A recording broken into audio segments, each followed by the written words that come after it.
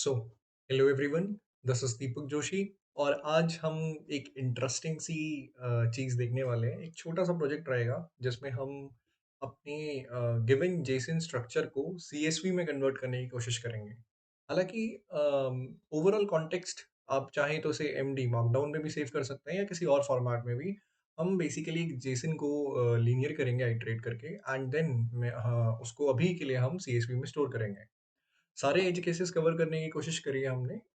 एक as case जो मेरे दिमाग में है वो मिस्ड है, तो वो आप में से जो फिगर आउट कर लेगा उसको प्लीज कमेंट कर देना, so that I can give him a shout out और हर अ शाउट आउट। तो देखते हैं इस प्रोजेक्ट में हमने क्या डेवलप किया है। बेसिकली इस प्रोजेक्ट में हमें एक स्कीमा, जेसन स्कीमा गिवन होगा something like this.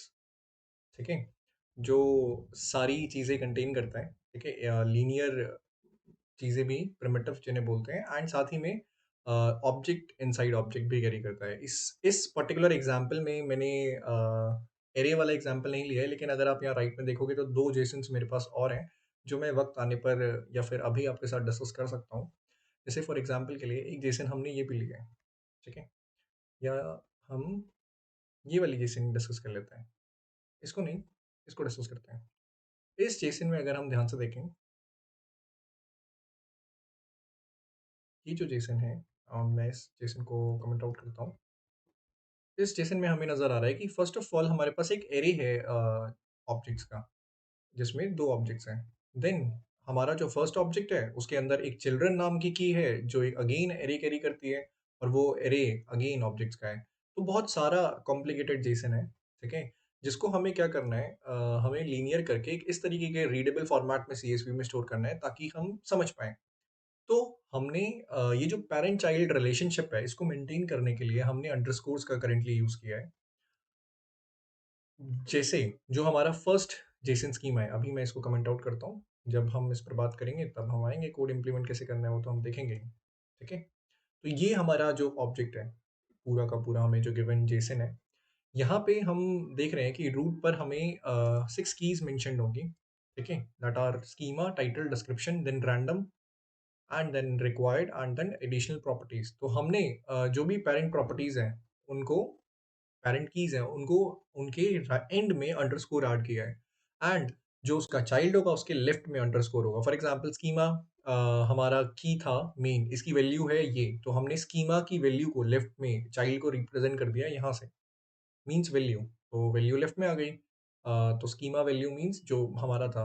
Then title हमारा जो की था उसकी जो वैल्यू होगी वो अंडर लेफ्ट अंडरस्कोर टाइटल पे शो होगी, दैट इज प्रोजेक्ट स्कीमा। और हमें दिख भी रहा है वो प्रोजेक्ट स्कीमा था। ये हम बनाएंगे कैसे सीएसवी कन्वर्ट करते हैं हम देखेंगे अभी।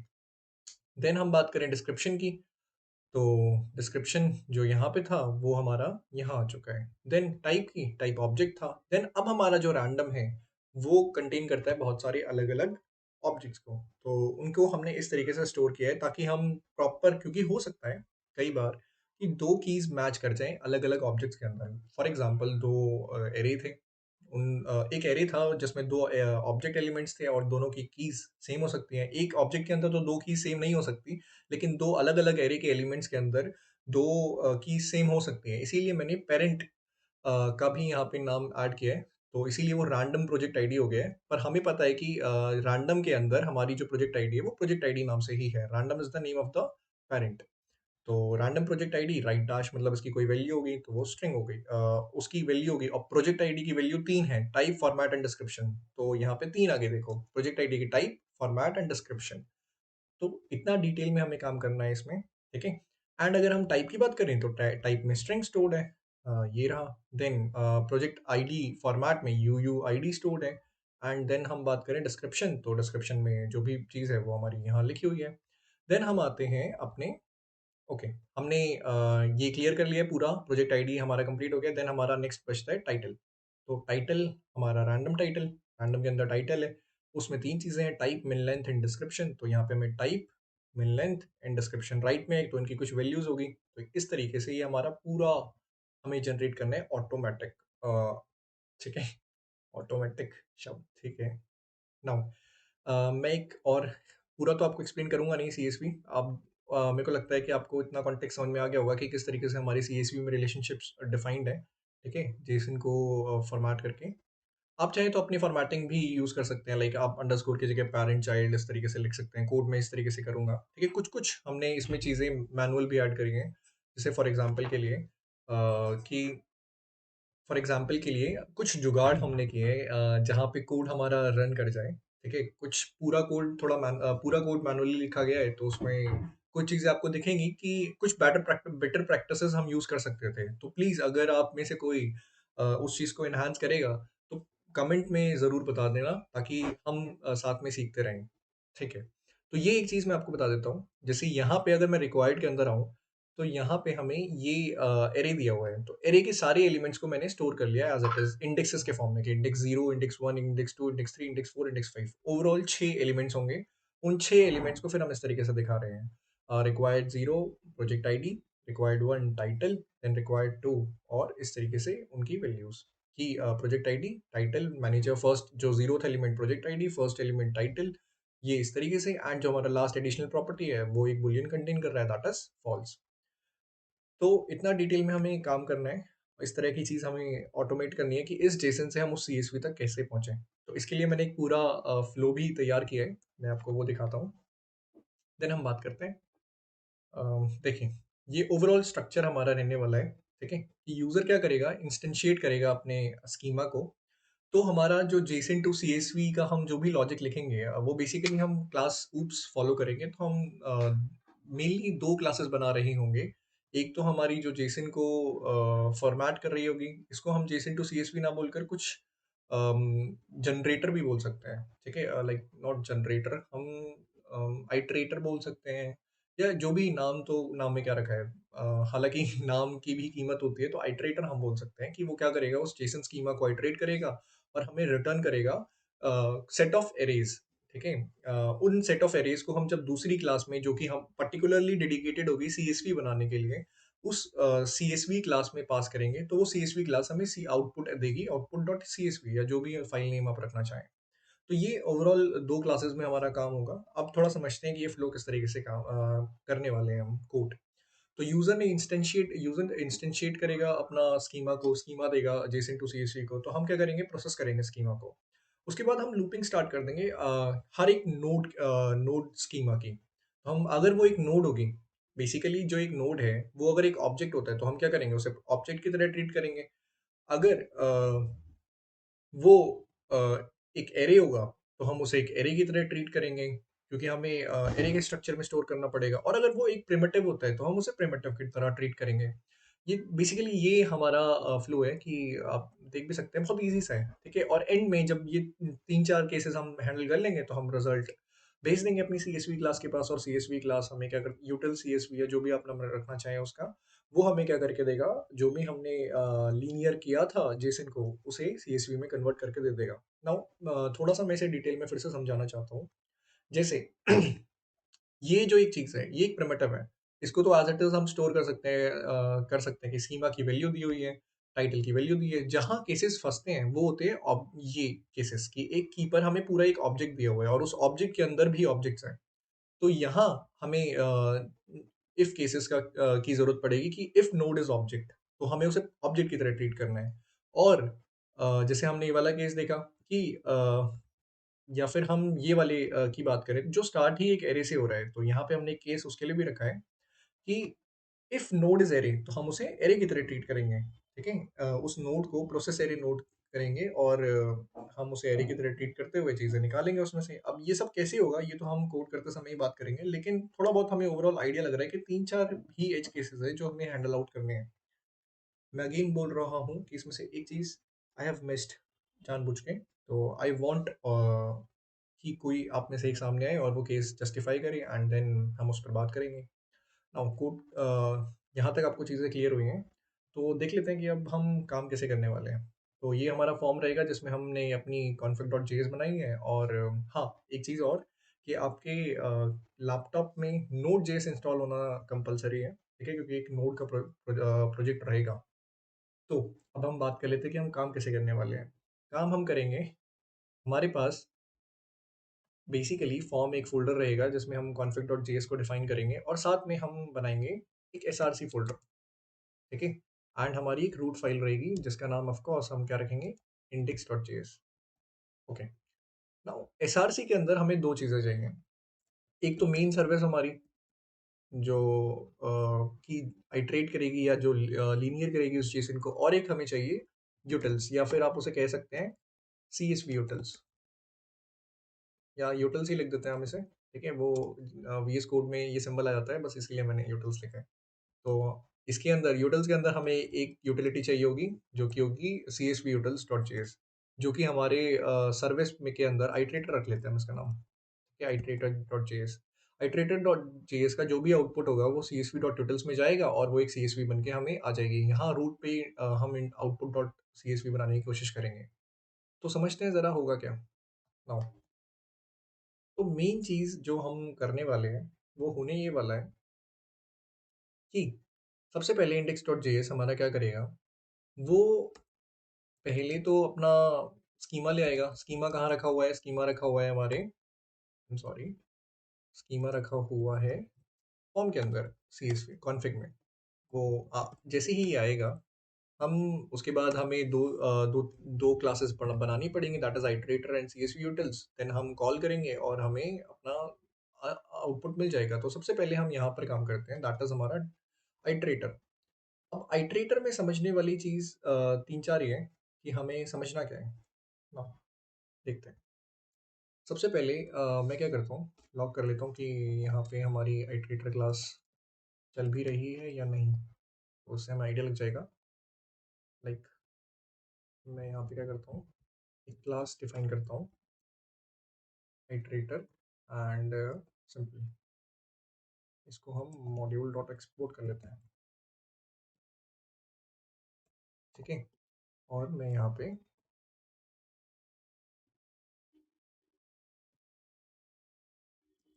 उसको रिक्वायर कर लेता हूँ।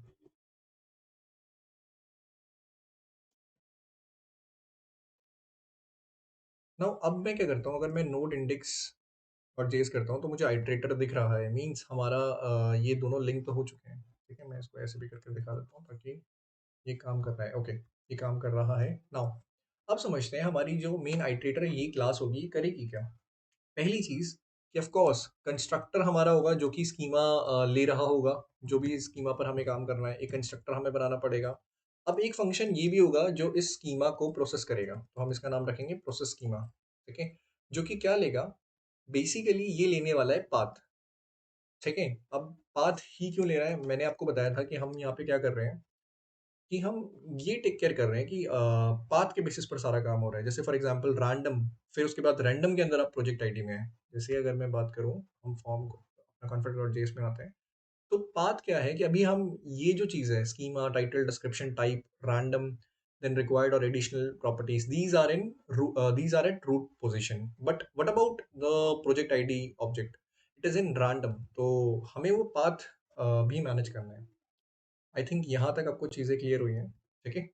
कि हमें प्रोसेस स्कीमा क्यों चाहिए और पाथ क्यों चाहिए। बात करेंगे हम इस पे डिटेल पे। अब प्रोसेस स्कीमा पे बात हो गई है तो हमें प्रोसेस करनी पड़ेगी नोड को भी, ठीक है? अब नोड भी बहुत सारी चीज़ें लेगी, उस पर मैं अभी जाऊँगा नहीं, ठीक है? उस पर हम धीरे-धीरे बात करेंगे। फिर अब हमें कुछ ऐसी भी चीज़ें चाहिए होंगी जो उस पाथ को मैनिपुलेट करें। कैसे? वैसे यहाँ पे जो फंक्शन है ये मैं क्लीनिंग के लिए यूज़ करूँगा, लेकिन इसका यूसेज इसी में आएगा कि ये जो टाइटल के लेफ्ट में अभी अंडरस्कोर लेफ्ट में आ गया, यहाँ टाइटल पे राइट में था, तो ये मैनिपुलेशन हमें रन टाइम पे करना पड़ेगा। तो वही करने के लिए हम यहाँ पे एक एडजस्ट पाथ नाम का भी फंक्शन बनाएँगे जिसको हमें हैंडल करना है, ठीक है? जो बहुत सारी चीज़ें देगा।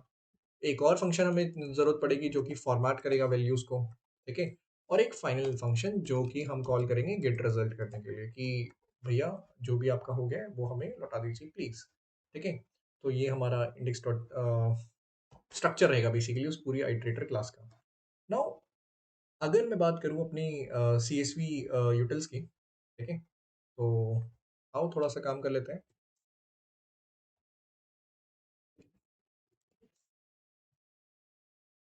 नाउ क्योंकि हमें यहाँ पे फाइल्स के साथ काम करना है तो हमें एफएस की ज़रूरत पड़ेगी, आपको npm i करने की ज़रूरत नहीं है कि npm i fs करने की ज़रूरत नहीं है। अब ये इनबिल्ट हो गया है अगर आपका वर्ज़न 18 से ऊपर है। आई डोंट रिमेंबर कि एक्चुअली वो वर्ज़न क्या है, आप एक बार देख लेना। मेरा 20 है, तो मेरे इसमें तो इनबिल्ट है, ओके। नाउ हमें रिक्वायर यहाँ पे करने की ज़रूरत पड़ेगी और हमारी जो क्लास होगी, उसका नाम हम CSV utils ही रखते हैं, ठीक है? सिंपल। अब इसके अंदर हमें बेसिकली 2 चीज़ें चाहिए होंगी जो कि 2 हमारे स्टैटिक मेथड्स होंगे। नाउ मैं इसको मॉड्यूल डॉट एक्सपोर्ट कर देता हूँ, दैट इज़ CSV utils, ठीक है? इसके अंदर 2 मेथड्स हम बना रहे होंगे। एक होगा स्टैटिक टू CSV जो कि हमें CSV में कन्वर्ट करके देगा। मैं छोटा रख देता हूँ ताकि कोई परेशानी ना हो। ये वो डेटा लेगा। कौन सा डेटा? जो हमारी आइटरेटर क्लास लीनियर करके हमें भेजेगी। ठीक है? आइटरेटर क्लास का काम ये नहीं है कि वो हमें CSV दे। आइटरेटर क्लास का काम है लीनियर करके देना जेसन को, ताकि हम उसे CSV में कन्वर्ट कर सकें या मार्कडाउन में। ठीक है? मैंने यहाँ पे जैसे CSV यूटिल्स बनाई है, आप MD यूटिल्स बनाओ, और कोई बनाएगा और मुझे भेजेगा तो मुझे बहुत अच्छा लगेगा कि उसने MD यूटिल्स बनाई है और मार्कडाउन में वो स्टोर करा रहा है, CSV में नहीं। ठीक है? नाउ एक हम फंक्शन और बनाएंगे जो CSV सेव करेगा। ठीक है? जो कि बेसिकली लेने क्या वाला है, बता दूं? नहीं, अभी रहने देते हैं। अभी इस पर काम नहीं करते। तो ये हमारा बेस, या फिर हम कर लेते हैं क्योंकि मैं अब नहीं चाहता हूँ, पहले index.js ओवरऑल कंप्लीट हो जाए, इसलिए ये लेगा क्या, ये CSV स्ट्रिंग लेगा। ठीक है? एंड साथ में CSV स्ट्रिंग उसे कहाँ से मिलेगी, ये तो मैं बताता हूँ आपको कहाँ से उसे मिलेगी। लेकिन और साथ में वो एक पाथ लेगा कि आपको आउटपुट चाहिए कहाँ पे। ठीक है? बस ये 2 चीज़ें वो कर रहा होगा। नाउ CSV स्ट्रिंग जो है हमारी, ये वाली, ये उसे ये वाला फंक्शन रिटर्न करेगा। This function returns the actual CSV content. ठीक है? ये कंटेंट रिटर्न करेगा and this function makes the file. This function converts that content into the CSV file. Am I right or am I right? ठीक है? तो ये एक scenario है। नाउ हमने स्कीमा और आइटरेटर तो ले लिए हैं, हमें ये CSV utils की भी आवश्यकता पड़ रही होगी, तो हम क्या करेंगे, CSV utils को भी रिक्वायर कर लेंगे। नाउ CSV utils हमारी कहाँ रखी हुई है, SRC में, utils में एंड CSV utils, तो हमने यहाँ पर रिक्वायर कर लिया है। मैं ये रिक्वायर वाला तरीका इस्तेमाल कर रहा हूँ, आप इम्पोर्ट वाला भी कर सकते हैं। यहाँ तक चीज़ें क्लियर हुई। मैं इसको index.js को भी क्लास बेस्ड रख सकता था, पर मैं अभी के लिए, क्योंकि ऐसे ही रख देते हैं फंक्शन बेस्ड, है ना, फंक्शनल कंपोनेंट्स रख देते हैं। फंक्शन मेन बनाया हमने। हम कहेंगे कि भाई साहब, यहाँ पे हम क्या करते हैं, मैं ना फूक फूक के चलना ज़्यादा ठीक समझता हूँ एज कम्पेयर टू एंड में गलतियाँ करने के। तो मैं कहूँगा कि पहले एक बार स्कीमा लॉक कर दो कि क्या स्कीमा सही आ भी रहा है, वो उठा भी पा रहा है वहाँ से या नहीं उठा पा रहा है। ठीक है? तो अच्छा, ये अभी चलेगा नहीं क्योंकि हमें यहाँ पे मेन फंक्शन कॉल भी करना पड़ेगा इसको रन होते ही। ठीक है? तो एक बार देख लेते हैं कि क्या उसने स्कीमा उठाया। तो बिल्कुल सही, वो उठा तो पा रहा है स्कीमा, है ना? ठीक है, नाइस। अब स्कीमा आ गया, देन उसके बाद क्या होगा, हम कहेंगे कि हमें इंस्टेंशिएट भी करनी पड़ेगी अपनी आइटरेटर क्लास, तो हम कर लेते हैं न्यू आइटरेटर। आइटरेटर के कंस्ट्रक्टर में हमें क्या पास करना पड़ेगा, स्कीमा। ठीक है? क्योंकि अभी उसने डिमांड नहीं किया है, लेकिन हम यहाँ पे फिर भी कह देते हैं कि हमारे कंस्ट्रक्टर में स्कीमा आएगा। ओके, ठीक है, हमने लिख दिया था। Now, अब जब आइटरेटर में स्कीमा आ गया है, तो ये जो आइटरेटर के अंदर मैंने आपको लास्ट फंक्शन बताया था, दिस फंक्शन, ठीक है, ये रिटर्न करेगा हमारा। अभी के लिए मैं यहाँ पे रिटर्न करा देता हूँ रिजल्ट। ठीक है? ये हमारा return result, mean result return करेगा, दैट इज कि हम कहेंगे कि जो हमारा const result equals to that is iterator dot get result. ठीक है? अब ये हमारा रिजल्ट आ गया फाइनली, और मैं एक बार इसको भी लॉक करा देता हूँ। ठीक है? ये हमारा रिजल्ट आ गया। देन हम कहेंगे ओके। नाउ अगर मैं यहाँ पे, sorry sorry sorry sorry sorry, ठीक है, हमने और प्रेस कर दिया नोड इंडेक्स डॉट जेएस, अगर हम करते हैं तो वो हमें रिजल्ट ला के दे रहा है, तो बिल्कुल सही चल रहा है अभी तक यहाँ तक। ठीक है? नाउ तो हमारा रिजल्ट आते ही हमें क्या करना है, सबसे पहले कि हमें चाहिए कि जो हमारा हमें ये जो रिजल्ट मिला है, ये पहले CSV utils में जाए और CSV utils का कंटेंट हमें मिल जाए जो कि एक स्ट्रिंग होगी। ठीक है? अगर मैं क्या करता हूँ, इस फाइल को डाउनलोड करता हूँ CSV सेपरेटेड वैल्यूज़ में, ठीक है? ये हमारी यहाँ आ गई है एंड इसको ओपन विथ फ़ोल्डर्स में ही दिखा देते हैं, ठीक है? Open with visual studio code, now तो यहाँ ये पूरी की पूरी स्ट्रिंग है, ठीक है? वो जो हमारा CSV है, वो इस तरीके से स्टोर होता है एक्चुअली में, कॉमा सेपरेटेड वैल्यूज़ में। तो हमें एक स्ट्रिंग चाहिए होगी तो हम क्या कहेंगे कॉन्स्ट CSV स्ट्रिंग हमारी दे दो, जो कि हमारी कहाँ से आने वाली है CSV यूटिल से, ठीक है? CSV यूटिल्स के अंदर हमने एक स्टैटिक फंक्शन बनाया है, क्योंकि हमने स्टैटिक फंक्शन बनाया है तो हमें इंस्टेंशिएट करने की ज़रूरत नहीं है क्लास, ठीक है? ये एक फ़ायदा हो जाता है, नुकसान तो बहुत सारे होते हैं खैर। तो सेफ CSN अब जो हमारा है हम कहेंगे कि वो 2 चीज़ें लेगा ना, एक तो CSV स्ट्रिंग तो हम कहेंगे CSV स्ट्रिंग अभी तो हमने ऊपर वाले मेथड से मंगाई है और एक आउटपुट पाथ तो अभी के लिए मैं रूट पे स्टोर करा लेता हूँ, आपको जहाँ करानी हो आप करा लेना आउटपुट डॉट CSV है ना? तो ये हमारा ओवरऑल होना चाहिए, क्योंकि अभी हमारा वो फंक्शन काम नहीं करता है तो हमारी आउटपुट डॉट CSV बनेगी नहीं और ना ही हमने अभी कुछ किया है, ठीक है? खैर यहाँ तक चीज़ें समझ में आती हैं हमें। नाउ अब हम थोड़ा आइटरेटर क्लास पे बात करते हैं। जो हमारा आइटरेटर क्लास है, उसमें हमें 2-3 चीज़ें चाहिए।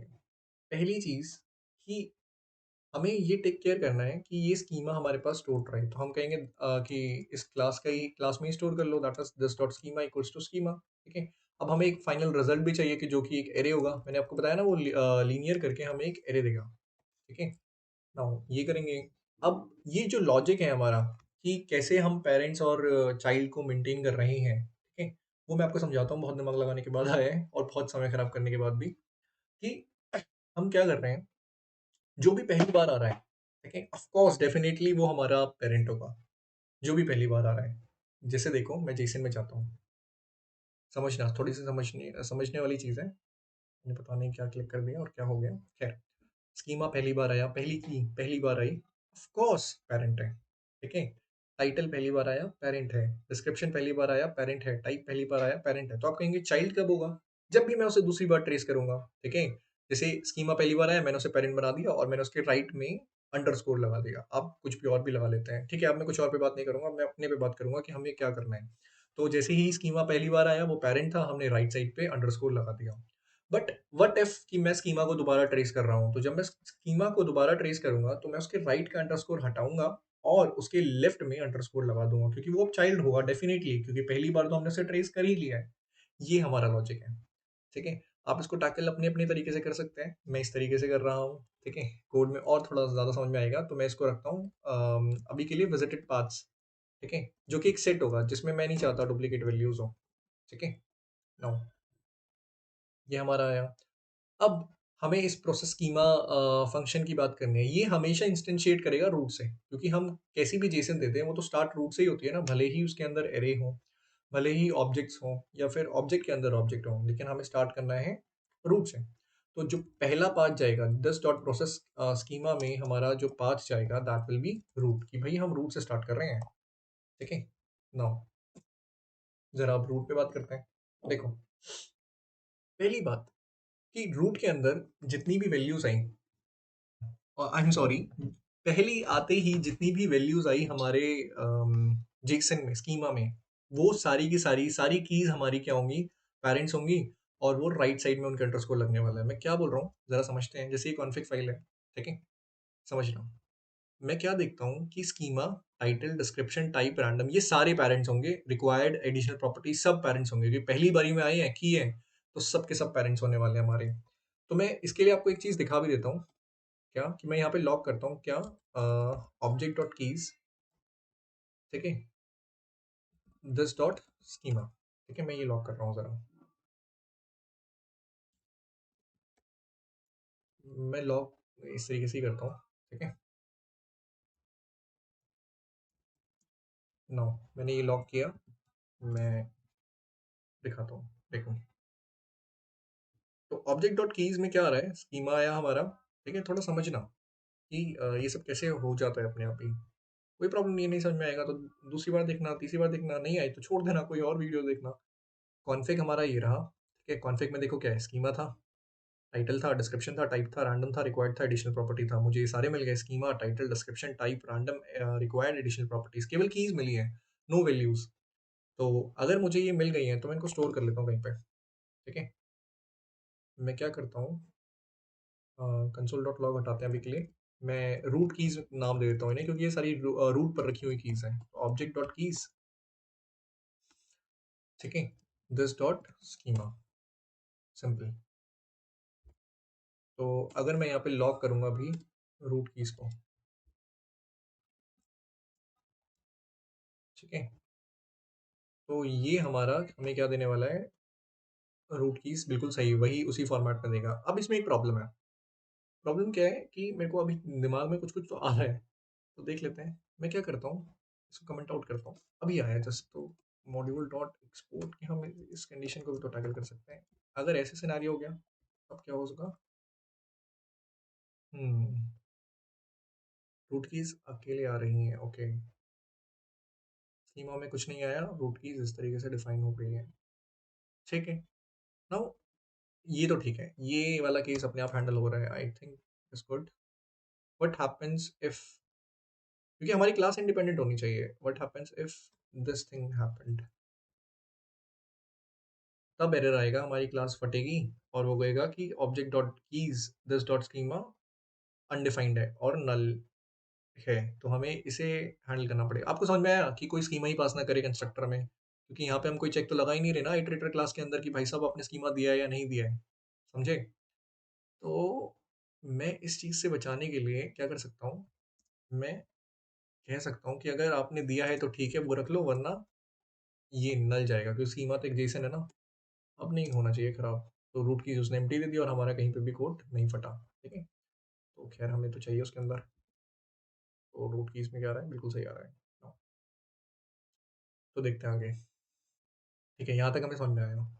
आई होप आप लोगों को भी समझ में आया हो, ठीक है? मैं भी आपके साथ चीज़ें फिगर आउट कर रहा हूँ ऑन द गो कि क्या-क्या चीज़ें हो सकती हैं। नाउ, तो हमारे पास अब रूट कीज़ हैं, अब हमें अंदर घुसना है थोड़ा-सा, ठीक है? तो 2-3 चीज़ें हो सकती हैं कि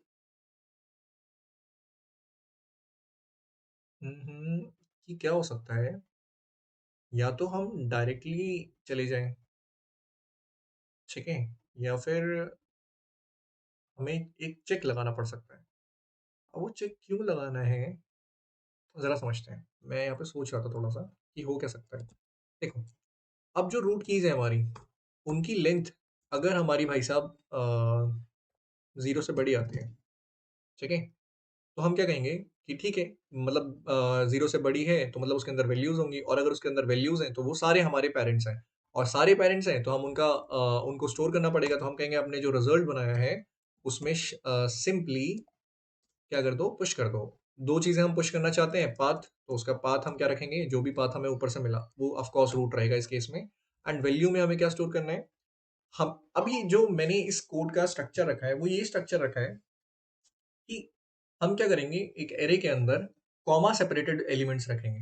वो कॉमा सेपरेटेड मैं इसलिए रख रहा हूँ ताकि जो मैं सीएसवी क्लास लिखूंगा उसमें मेरे को फिगर आउट करने में आसानी हो जाए। बस इतनी सी बात है कि मैं कॉमा से एक नई रो क्रिएट कर दूंगा। समझो जरा मैं क्या समझा रहा हूँ। मैं आपको लॉग में भी दिखाता हूँ कि यहाँ यहाँ पे अभी हो क्या रहा है, ठीक है? फिर आपको बताता हूँ कि मैं ये लॉजिक क्यों लगा रहा हूँ, ठीक है? अभी के लिए नाउ, जो रूट कीज़ है हमारी वो इस तरीके से स्टोर्ड है एरे की फॉर्मेट में। हमें यहाँ तक समझ में आती हैं चीज़ें। नाउ, मैं चाहता क्या हूँ कि हमें तो वैल्यूज़ ऐसे थोड़ा ना स्टोर करानी है कि स्कीमा टाइटल हमें कैसे स्टोर कराना है? स्कीमा के राइट में अंडरस्कोर, टाइटल के राइट में अंडरस्कोर, तो इस तरीके से वो होगा। वैल्यू में हम क्या करेंगे, हम कहेंगे रूट कीज़ डॉट मैप कर दो, ठीक है? की से स्टार्ट करेंगे एंड हम कहेंगे कि जो भी हमारे पास करंट आया अभी, ठीक है? डॉलर साइन, नाउ ये जो भी की है हमारे पास उसके एंड में इस तरीके से लगा दो। ये समझ में आया? अंडरस्कोर। तो हमने क्या किया, जो रूट कीज़ में हमने आइटरेट करना स्टार्ट करा, स्कीमा आया, स्कीमा के राइट में लगा दो, टाइटल आया, राइट में लगा दो। अब ये सबको वापस जॉइन कर दो, किससे? एक कॉमा से, सिंपल, ठीक है? ये हमारा सिंपल लॉजिक हो गया। बस इतना ही है। अब मैं यहाँ पे एक बार लॉक कराऊँ रिजल्ट को, ठीक है? रिजल्ट के अंदर क्या आता है देखते हैं एक बार। जो हम सोच रहे हैं वही आना चाहिए मेरे हिसाब से तो। ओके, उसने कहा कि आपने कुछ गलती करी है। उसने कहा कि आप यहाँ पे ये नहीं लगा सकते। मैंने कहा ठीक है। ऑफ कोर्स नहीं लगा सकते। तो बिल्कुल सही, जैसा हमें चाहिए था वैसा ही आ रहा है कि रूट पे पाथ पे रूट आया, तो हम वो पाथ को यहाँ पे स्टोर करेंगे, फर्स्ट कॉलम का नेम, है ना? एंड उसके अंदर ये वैल्यूज़ आ गई, तो कॉमा सेपरेटेड है, हम कॉमा से उठा लेंगे और जो जहाँ भी कॉमा दिखेगा उससे पहले वाली वैल्यू को एक नया रो बना देंगे सीएसवी होटल्स के अंदर अपना, इस तरीके से लॉजिक लिखेंगे। ये समझ में आया? ऑन द गो लिख रहे हैं, ठीक है? नाउ तो ये हमारा हो गया। अब क्योंकि हमने इन्हें विज़िट भी कर लिया है, तो हमें क्या करना पड़ेगा? विज़िटेड पाथ्स को हैंडल करना पड़ेगा, तो हम कहेंगे this dot visited paths dot add, ठीक है? हम पाथ को ऐड कर देंगे कि हमने इसे विज़िट कर लिया है, ठीक है? सिंपल, बस रूट हमने विज़िट कर लिया है। नाउ अब हमें क्या करना है? उनको जो हमने विज़िट किया है, उनको भी तो अपने विज़िटेड पाथ में स्टोर करना है। मैंने आपको क्या लॉजिक बताया था? मैंने कहा था कि हम इस तरीके से लॉजिक लिखेंगे ये अंडरस्कोर राइट लेफ्ट वाला, कि अगर हमने उसे पहली बार विज़िट किया है, तो वो पैरेंट होगा। तो अगर ये पैरेंट है, तो उसको भी हमें यहाँ पे ट्रू करना पड़ेगा ना कि हमने इसे विज़िट कर लिया है। जितने भी हमारी कीज़ थी, देखो स्कीमा, टाइटल हम इन्हें विज़िट कर चुके हैं। तो हम क्या कहेंगे कि हमें एक फॉर ऑफ लूप यूज़ कर लेना चाहिए। तो हम कहेंगे कॉन्स्ट की ऑफ किसका? रूट कीज़ का, क्योंकि रूट कीज़ के अंदर है ना ये सारे एलिमेंट्स। तो सिंपल, हम कहेंगे this dot visited paths dot add. अब इसमें क्या ऐड करना है? इनका पाथ ऐड करना है, तो पाथ में हमें रूट के साथ कनेक्टेड पाथ ऐड करना होता है, ठीक है? हम ऊपर से जा रहे हैं, तो हम कहेंगे पहले पाथ, फिर की वैल्यू, जो कि आएगी डॉलर साइन में अगेन। और क्योंकि हमने इन्हें विजिट किया है, तो इस तरीके से एंड में ये लगा देंगे।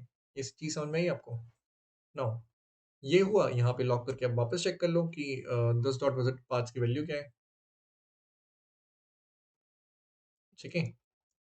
Now this dot visited paths, आओ चेक करते हैं। तो बिल्कुल सही है, रूट हमने विज़िट कर लिया, रूट, स्कीमा, राइट, टाइटल, बिल्कुल हमने ये सारी चीज़ें विज़िट कर ली हैं। तो यहाँ तक हमें कोई डाउट नहीं होना चाहिए और आपको भी, ठीक है? अब ये जैसे ही हमारा रन होगा, ठीक है? उसके बाद अब हमें क्या करना है? अब अपने नोड्स को प्रोसेस करना स्टार्ट करना है, ठीक है? तो अब हमें अपने दिस डॉट प्रोसेस नोड को कॉल करना पड़ेगा। अब प्रोसेस नोड में हमें चाहिए क्या-क्या समझते हैं। हमें पहली बात स्कीमा चाहिए होगा, तो हम दिस डॉट स्कीमा पास कर देंगे, ठीक है? आप कहेंगे कि हमें स्कीमा तो वैसे भी मिल रहा है दिस डॉट स्कीमा में, तो हम वो क्यों पास कर रहे हैं? क्योंकि ये नोड है, करंटली हम एक नोड पर हैं, तो हम इसे नोड पास कर रहे हैं। एंड साथ में हम इसे क्या पास कर देंगे? हम कहेंगे अभी किस पाथ पर हैं हम? रूट पाथ पर हैं, तो हमने इसे रूट पाथ पास कर दिया है। एंड एक एडिशनल पैरामीटर हमारा प्रोसेस नोड लेगा कि क्या ये करंटली रूट है। हम चाहें तो उसे वेरीफाई भी करा सकते हैं, पर मैं इसे इस तरीके से करता हूँ कि हाँ, अभी के लिए हम कह देंगे कि ये रूट है, ट्रू, ठीक है? थोड़ा सा मेसी कोड कह सकते हैं आप इसे, मेसी तो नहीं, या मेसी भी कह सकते हैं। आपको जिस तरीके से ठीक करना हो उसे कर लेना। पहली बात, ये प्रीफिक्स ले रहा है एंड साथ में इज रूट, ठीक है? तो करेंटली हम उसे फॉल्स रखते हैं डिफॉल्ट। तो उसने नोड ली, पाथ क्या है? प्रीफिक्स, जिसे वो यूज़ करेगा आगे कि भाई साहब, आप रैंडम रैंडम एक प्रीफिक्स है, प्रोजेक्ट आईडी उसकी एक्चुअल टाइटल है, ठीक है? और अगर हम और नेस्टेड देखें थोड़ा सा, तो रैंडम और प्रोजेक्ट आईडी उसका प्रीफिक्स है और फॉर्मेट उसका एक्चुअल टाइटल है। ये एक्चुअल की है, ओके। नाउ यहाँ तक हमें चीज़ें समझ में आती हैं, तो अब हम प्रोसेस नोड पर बात करते हैं थोड़ी सी। प्रोसेस नोड के अंदर आते ही हमें क्या करना है? सिंपली हमें जितनी भी कीज़ हैं उसके अंदर से वो निकाल लेनी है। तो हम कहेंगे keys equals to object dot keys, ठीक है? हमें कीज़ लाके दे दो, किसकी? नोड की। तो ये तो हमें वही लाके देगा। मैं सारे कंसोल लॉग हटा देता हूँ यहाँ से, रूट कीज़ एंड, ठीक है? अगर मैं इसे लॉक करता हूँ, तो अभी के लिए तो ये हमें वही देगा, जो schema, title, description, type, random, acquired, additional properties, हमें यही देने वाला है ये कीज़, ठीक है? मैं कुछ यहाँ पे अभी नहीं लिख रहा हूँ क्योंकि मेरे को ये परमानेंट नहीं रखना। तो देखो इसने हमें यही ला के दिया है और यहाँ पे अंडरस्कोर नहीं है, ये याद रखना, ठीक है? क्योंकि वो नोड से, स्कीमा से उठा रहा है डायरेक्टली, ओके। तो अब आगे बात करते हैं, ठीक है? यहाँ तक हमें चीज़ें क्लियर आई। अब हमें क्या करना है? हर एक की पर आइटरेट करना है और उस की वैल्यूज़ को रखना है, ठीक है? वैल्यूज़ को स्टोर करना है। ये चीज़ समझ में आ रही है? उसके बाद हमें कुछ चेक्स लगाने हैं कि क्या वो वैल्यू ऑब्जेक्ट है? क्या वो वैल्यू एक ऑब्जेक्ट है या फिर वो एक एरे है, ठीक है? या एरे के अंदर ऑब्जेक्ट है, वो सारी चीज़ें हम देखेंगे, ठीक है? तो पहले हमें उस की के अंदर आइटरेट करना पड़ेगा, तो हम कहेंगे फॉर की, हर एक की के अंदर जाना है हमें, की ऑफ कीज़, ठीक है? की ऑफ कीज़। हम एक हर एक की के अंदर जा रहे हैं, तो जैसे अभी हम स्कीमा, इस पूरे एरे जो कीज़ है उसमें हम स्कीमा फिर टाइटल, डिस्क्रिप्शन, इस तरीके से अलग-अलग चीज़ों पर जाएँगे। तो हम देखेंगे कॉन्स्ट, वैल्यू निकाल लो उसकी, वैल्यू कैसे आएगी? उस नोड की डाल देंगे तो हमें वैल्यू मिल जाएगी। समझे ना? नहीं समझे? जैसे देखो, ये स्कीमा है हमारा, स्कीमा की है तो वैल्यू उसकी ये यूआरएल हो गया, टाइटल की है उसका यूआरएल प्रोजेक्ट स्कीमा हो गया। तो अगर मैं यहाँ पे लॉग करूँगा वैल्यू को, तो वो हमें या वैल्यू की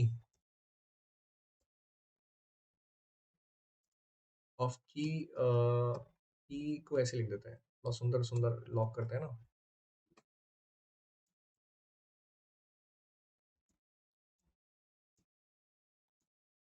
ठीक है, और वो हमारा वैल्यू, तो देखना वो क्या देगा। उसने हमें क्या दिया? वैल्यू ऑफ, तो स्टार्टिंग से देखो कितना बड़ा दिया उसने, वैल्यू ऑफ स्कीमा जो ये की थी हमारी, उसकी वैल्यू हमने, उसने हमें ये दे दी। देन वैल्यू ऑफ टाइटल उसने हमें प्रोजेक्ट स्कीमा दे दिया। देन वैल्यू ऑफ डिस्क्रिप्शन उसने हमें स्कीमा फॉर जो भी है, तो बेसिकली वो हमें ये दे रहा है। अब हमें देखो यहाँ पे क्या क्या केसेस संभालने हैं कि क्या वो ऑब्जेक्ट है वैल्यू जो है, या फिर वो अलग अलग चीज़ें। तो देखते हैं। ठीक है, हम करीब तो आ गए हैं चीज़ों के, थोड़ा बहुत हमें चीज़ें क्लियर भी हो रही हैं। नाउ यहाँ तक हमें चीज़ें समझ में आती हैं। एक बार मैं लॉग करके देखता हूँ प्रीफिक्स को भी कि प्रीफिक्स क्या आ रहा है। ठीक है, now prefix root root root root आ रहा है, तो यहाँ तक चीज़ें ठीक है। ठीक है, खराब होना कब शुरू होंगी तब हम बात करेंगे। यहाँ पे हम अभी प्रीफिक्स छोड़ देते हैं। ठीक है, क्योंकि अभी हमारा प्रीफिक्स ठीक आ रहा है। नाउ अब हमें क्या डिसाइड करना है कि जो हमारा रूट है, अगर वो रूट होता है तो हम करेंटली की को के राइट में अंडरस्कोर चाहेंगे। ठीक है, और अगर वो रूट नहीं है तो हम उसमें प्रीफिक्स ऐड करके की के राइट में अंडरस्कोर चाहेंगे। मैंने क्या बोला कि जैसे समझना, वो अगर हमारा प्रीफिक्स होता, ठीक है, या फिर हमारा रूट पर है, तो रूट पर है तो वो हमारे की के राइट अंडरस्कोर आएगा इस तरीके से। और अगर वो नहीं है तो हमें पहले उसका प्रीफिक्स ऐड करना पड़ेगा, फॉर एग्जांपल रैंडम फिर प्रोजेक्ट आईडी। ठीक है, तो हम इस तरीके से चाहते हैं। तो हम क्या करेंगे, हम कहेंगे एक न्यू पाथ बना लेते हैं करेंटली। अगर हमारा इस रूट है, ठीक है, तो हम क्या करेंगे, वो रूट वैल्यू है हमारी, तो हमें कोई इशू ही नहीं है। हम कहेंगे कि सिंपली जो की है उसके राइट में अंडरस्कोर लग जाए। या फिर अगर हमारा वो इस तरीके से हम लिख सकते हैं, या फिर हमें ये यूज़ करना पड़ेगा बैकटिक। और हम कहेंगे अगर वो नहीं है तो हमें प्रीफिक्स ऐड करना पड़ेगा, जो कि हमारा प्रीफिक्स आ रहा है root underscore dollar sign and key, और साथ में उसके एंड में, क्योंकि वो पेरेंट रहेगा। ठीक है, यहाँ तक हमें समझ में आता है। एंड अभी ठीक है, अभी तक के लिए हम यहाँ पे रुक जाते हैं। आपको यहाँ तक शायद चीज़ें समझ में आई हो। ठीक है, ओके, तो मैं एक काम करता हूँ, इसको लॉक करता हूँ, दैट इज न्यू पाथ। ठीक है,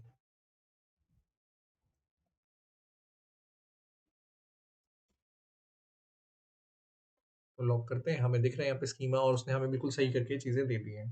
ठीक है, ओके ओके। नाउ यहाँ तक हमें चीज़ें क्लियर हुई हैं। नाउ उसके बाद हमें क्या करना है, उसके बाद हम चाहते हैं कि इस न्यू पाथ के साथ भी कुछ कुछ चीज़ें हों, तो अभी के लिए हम उसे छोड़ देते हैं। फिर बात करेंगे कि अगर हमारा जो वैल्यू है, मैंने टाइप ऑफ जो हमारा वैल्यू है वो एक ऑब्जेक्ट है। ठीक है, अगर वो ऑब्जेक्ट होता है एंड साथ में वो हमारा वैल्यू नल नहीं है, ठीक है, नॉट नल है, एंड साथ में सी प्लस प्लस की आदत है तो ए एन डी लिख देता हूँ कहीं, कभी कभी वो एरे नहीं है। ठीक है, एरे डॉट इज एरे, जो वैल्यू है हमारी नहीं है, तो हम कुछ कुछ करना चाहते हैं उसके साथ कि वो एरे नहीं है सिंपल, तो हम क्या करेंगे, उस ऑब्जेक्ट की कीज़ निकाल लेंगे। ठीक है, ऑब्जेक्ट कीज़ कहते हैं इन्हें। वो ऑब्जेक्ट कीज़ कैसे आती है, मैं अभी आपको बता चुका हूँ कि हमें क्या करना होता है, ऑब्जेक्ट डॉट कीज़ लिखेंगे एंड साथ में वैल्यू पास करेंगे। अब ये वैल्यू पास होते ही हमें कीज़ मिलेंगी, हम उनको मैप कर देंगे एक के इटरेटर के साथ, और हम कहेंगे कि अ, हमारा एक एडजस्ट पाथ बनेगा। वो हम अभी देख लेंगे कि एडजस्ट पाथ में हमें क्या क्या देना है। देखो, सबसे पहले एडजस्ट पाथ में जाएगा हमारा जो भी न्यू पाथ हमारा रहेगा। ठीक है, एडजस्ट पाथ हमारा क्या लेगा, एक ही हमारा करेंटली न्यू पाथ, पूरा कंप्लीट पाथ जैसे हम कहते हैं, वो हमारा ले रहा होगा एडजस्ट पाथ। ठीक है, एंड पाथ जिसे हम कहेंगे कि उसने इस तरीके से हमें ले लिया है, this will be new path and underscore जो भी हमें करंटली की मिली है वो। ठीक है, ऑफ कोर्स हम उसको राइट में रखेंगे, पेरेंट है क्योंकि पहली बार के लिए, बाद में हम मैनेज करेंगे कि किस तरीके से ये चीज़ें, और हम उसे के भी पास करेंगे जो कि हमारा होगा की। और फिर हम उसे पेरेंट पाथ पास करेंगे। पेरेंट पाथ हमारा क्या होगा, जो भी न्यू पाथ है वो हमारा पेरेंट पाथ हो गया ना, कि वहाँ से वो आया है। एंड साथ ही में हम उसे पास करेंगे कि क्या वो हमारा बेसिकली हमारा हमें कुछ पास करने की ज़रूरत नहीं है अभी के लिए, ठीक है? जो हमारा एडजस्ट पाथ है, इतना ही बहुत है। नाउ यहाँ तक चीज़ें समझ में आती हैं हमें तो ठीक है, वरना फिर हम देखते हैं कि इसमें और आगे काम कैसे किया जा सकता है, ठीक है? ऑब्जेक्ट कीज़ हमें यहाँ से मिल जाएँगी। एक बार मैं आपको दिखा देता हूँ लॉक करके कि क्या हमें ऑब्जेक्ट कीज़ मिल रही हैं, ठीक है? देन हम इस पर बात करेंगे कि क्या हमें एक्यूरेट ऑब्जेक्ट कीज़ मिलती हैं कभी, या फिर क्या होता है? ठीक है, क्योंकि हमारे उसमें जो ऑब्जेक्ट है, अच्छा वो कोड फटा एंड उसने कहा कि कैपिटल के क्या है भाई साहब, हमें नहीं पता है। तो मैंने कहा कि ओ आई एम सॉरी, कैपिटल के नहीं है, दैट इज स्मॉल के। ओके, हमने सेव किया, CLS किया एंड फिर प्रिंट किया। तो उसने कहा कि अभी ये अनडिफाइंड आ रहे हैं, लेकिन हालांकि वो पहचान पा रहा है, ठीक है, कि ऑब्जेक्ट कीज हैं क्या, कुछ कुछ तो उसे समझ में आ रहा है, ठीक है ठीक है ठीक है। और अभी हमारा एडजस्ट पाथ डिफाइन नहीं है, तो हम काम भी नहीं कर सकते हैं उसके साथ, ठीक है? तो एक काम करते हैं, एडजस्ट पाथ को ही पहले डिफाइन कर लेते हैं कि किस तरीके से एडजस्ट पाथ काम करेगा।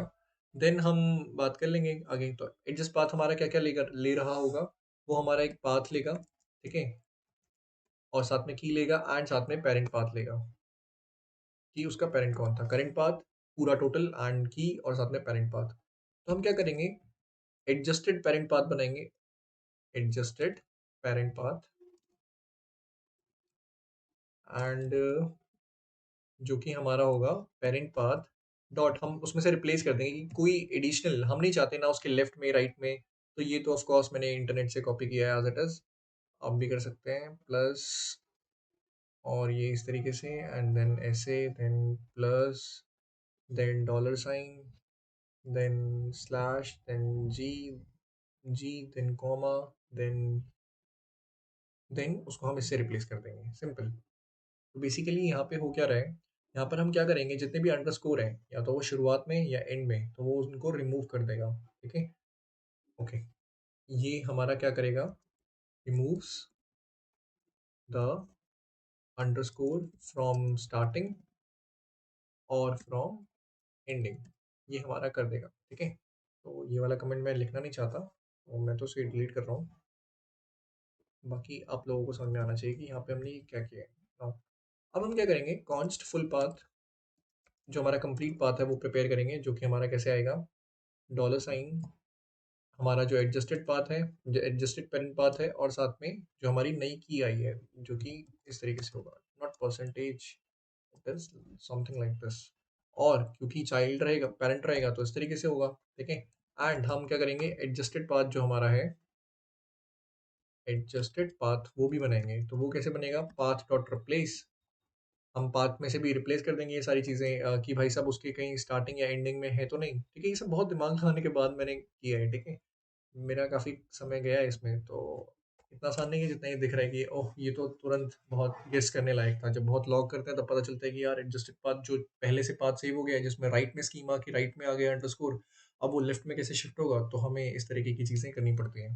नाउ अब हमें यहाँ तक चीज़ें समझ में आती हैं, ठीक है, कि यहाँ पे क्या हुआ है। तो अब हमें सिंपल करना है कि if this dot visited path अगर हमारा ट्रू है, ठीक है, हैज़ इसके अंदर ये फुल पाथ है पहले से, तो विजिटेड, ठीक है, तो हम क्या करेंगे, वो एक चाइल्ड होगा, हम उसे विजिट कर चुके होंगे, तो हम करेंगे पाथ को कह देंगे कि पाथ आप क्या करिए, आप कि स्टार्टिंग में अंडरस्कोर लगेगा, ठीक है, इस तरीके से। तो एडजस्टेड पाथ जो हमारा है, हम इस तरीके से उसे स्टोर कर देंगे।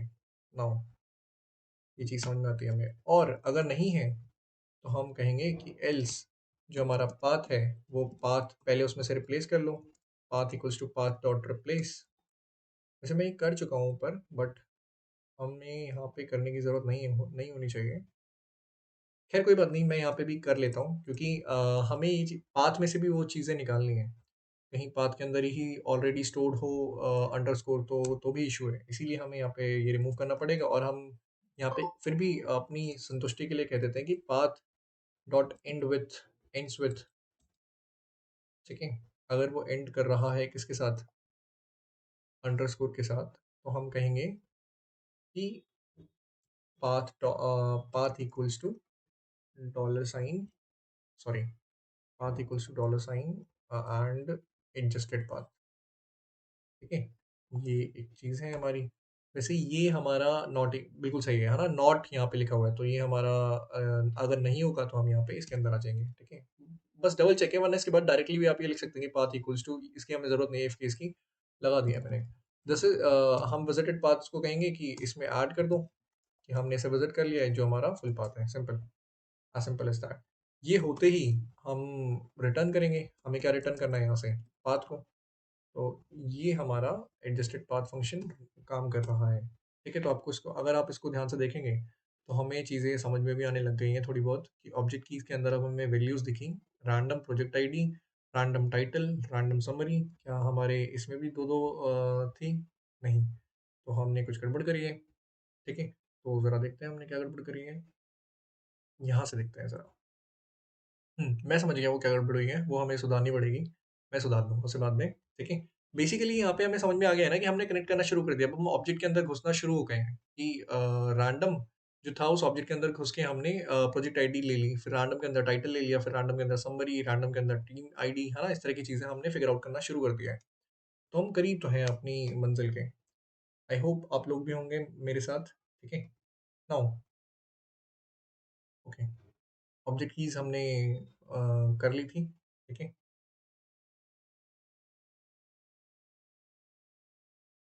ओके। तो हमारी जैसे ही ऑब्जेक्ट कीज़ आ जाएँगी, मैं इसको हटाता हूँ यहाँ से। हमारी कौन सा ऑब्जेक्ट कीज़ हमने बना ली हैं, तो अब हमें इसको सिंपली अपने रिज़ल्ट में पुश कर देना है, रिज़ल्ट डॉट पुश, ठीक है? यहाँ पे हम पुश कैसे करेंगे? पाथ, न्यू पाथ एंड साथ ही में वैल्यू में हम क्या देंगे? ऑब्जेक्ट कीज़ डॉट जॉइन, और जॉइन हमने अभी बात करी थी कि हम कैसे करने वाले हैं, कॉमा और स्पेस से, ठीक है? अगेन ये नहीं लगेगा। तो ये हमने कर लिया है। ठीक है, अब हम this dot process node call कर देंगे, प्रोसेस नोड में हम वैल्यू डालेंगे एंड साथ में new path, I am sorry, ठीक है, एंड साथ में हम कहेंगे फॉल्स, क्योंकि रूट नहीं है, ये रिकर्जन कॉल करा है ना हमने यहाँ पे, रिकर्सिव कॉल किसके लिए? रिकर्सिव कॉल है ये हमारी उस ऑब्जेक्ट के लिए। तो अब ये हमारा देखना क्या होगा, देखो समझ में आया कि अब ये अंदर भी घुसना शुरू हो चुका है, हमें random project ID, random description सब ला के दे रहा है, चीज़ें क्लियर हो रही हैं, ठीक है? ओके, अब प्रॉब्लम क्या है? प्रॉब्लम समझना, प्रोसेस नोड में जैसे ही हम यहाँ आए, मैंने ये प्रीफिक्स और न्यू पाथ जो 2 चीज़ें छोड़ी हुई थी, ये हमें देखनी है। अब हो क्या रहा है, ज़रा मैं क्या करता हूँ कि ये न्यू पाथ हटाता हूँ, ठीक है? प्रीफिक्स लॉक करता हूँ ज़रा,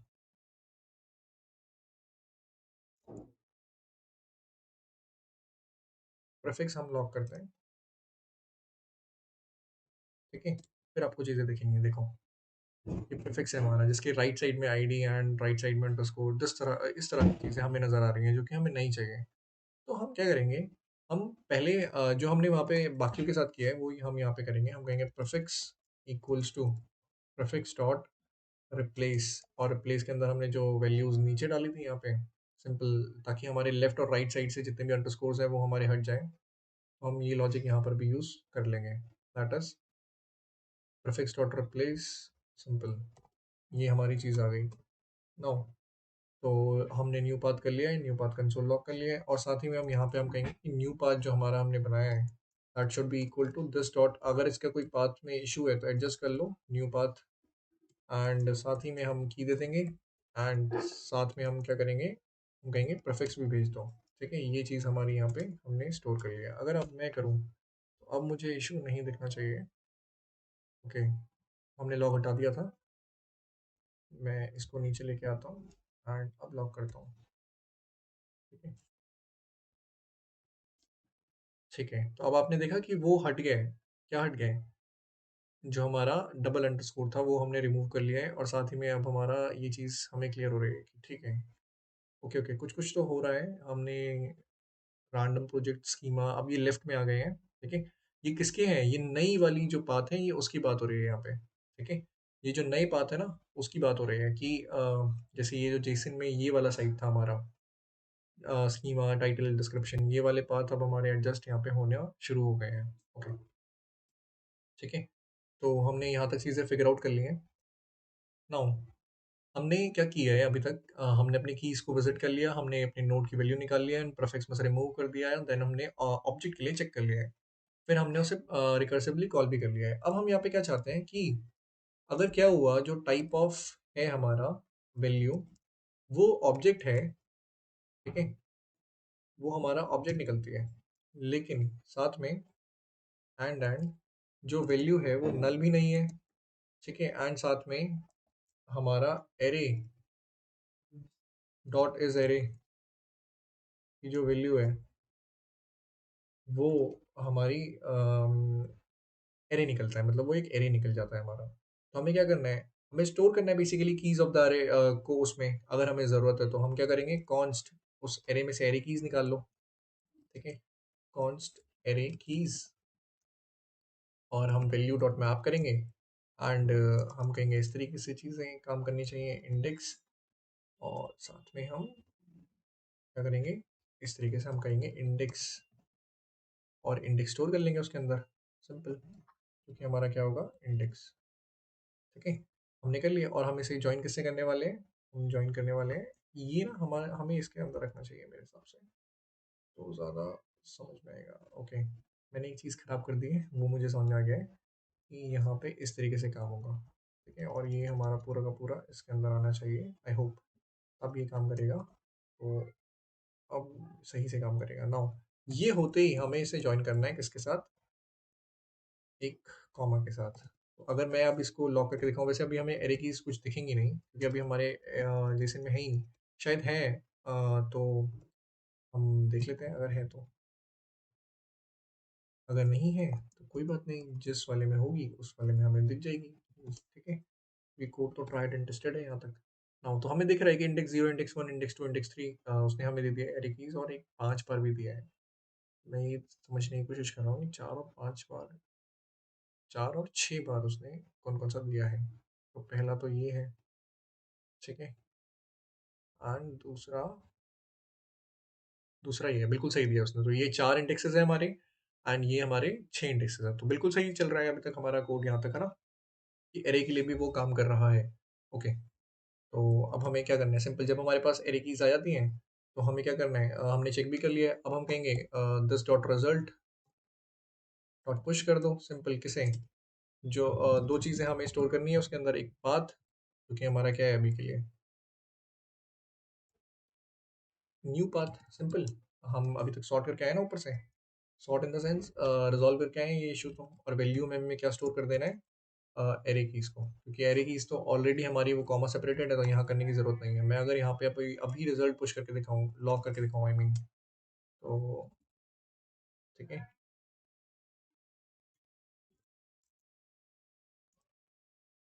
ठीक है, तो ये हमारा इस तरीके से काम करना चाहिए। तो रिजल्ट में अब देखो हमें चीज़ें समझ में आ रही हैं थोड़ी थोड़ी, रूट के अंदर राइट में स्कीमा स्टोर हुआ, फिर रैंडम हुआ, स्कीमा नहीं आया, okay, random left left left left चल रहा है, और क्योंकि अभी हमने प्रिमिटिव रिजॉल्व नहीं किया तो प्रिमिटिव हमें दिख नहीं रहे हैं, लेकिन मेरे को ये समझ में आ रहा है कि ये जो रूट है, देखो रैंडम में रैंडम प्रोजेक्ट आईडी था, वैल्यू, ओके, और फिर प्रिमिटिव वाले भी हमने थोड़े किए नहीं है, तो उन्हें देखेंगे अभी, और इसमें लेफ्ट में आ गया है, ठीक है? बिल्कुल यहाँ तक सही काम चल रहा है, आपको भी शायद यहाँ तक चीज़ें समझ में आ रही होंगी कि हम कैसे काम कर रहे हैं। नाउ ये होने के बाद, ठीक है, हमने पुश कर लिया है, वैल्यू भी हमने चेक कर ली, ओके, हम क्या करेंगे, अब वैल्यू डॉट फॉर ईच करेंगे, ठीक है?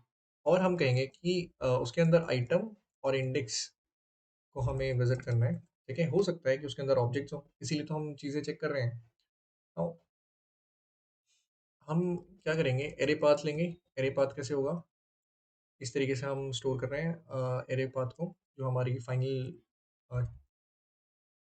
फाइनल क्या है, सीएसवी, उसमें, ठीक है, इस तरीके से, एंड हम लिख रहे हैं इसके अंदर इंडेक्स उसका, ठीक है?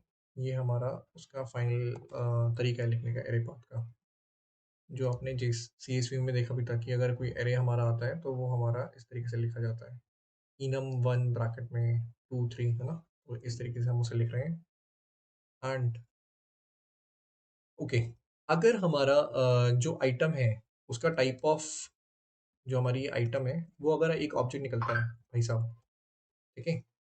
वो हमारा अगर एक ऑब्जेक्ट निकलता है, तो सिंपली हमें क्या करना है अभी बात करते हैं, और साथ ही में आइटम जो है वो नल भी ना हो, ये भी चेक कर लें, ठीक है? तो अगर हमारा वो ऑब्जेक्ट निकलता है तो हम क्या करेंगे, उसमें से आइटम कीज़ निकाल लेंगे। वो कैसे आती हैं? अभी तो इतनी देर से करते आ रहे हैं, ऑब्जेक्ट डॉट कीज़ और आइटम निकाल लिया उसमें से, सिंपल। एंड हम कहेंगे const temp item keys equals to object dot keys, और इस कीज़ में हम आइटम डालेंगे एंड साथ में मैप कर देंगे इसको, और वापस वो फंक्शन कॉल करेंगे, है ना? जैसे ऊपर किया था हमने के and this dot adjusted path, और एडजस्टेड पाथ तीन चीज़ें लेता है, वो हमारा क्या लेगा, पाथ लेगा। तो पाथ कैसे आएगा, parts array path, I am sorry, array path underscore dollar sign के, एंड साथ में के लेगा वो, एंड वो हमारा लेने वाला है न्यू पाथ। ठीक है, यहाँ तक हमें समझ में आता है। ना ये होते ही हमें क्या करना है, एक बार चेक कर लेना चाहिए कि क्या हमारा ये सही काम कर रहा है यहाँ तक, टेम्प आइटम कीज।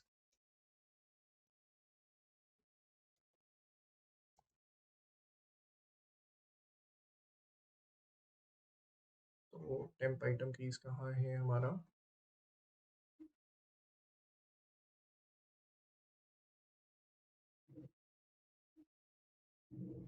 ओके। तो वो हमारा एरे के अंदर ऑब्जेक्ट अभी आया नहीं है, ये वाला केस हमारा अभी हैंडल हुआ नहीं है, ये वाला केस हमारा इस स्टेशन में नहीं है, वो हमारा इस स्टेशन में है।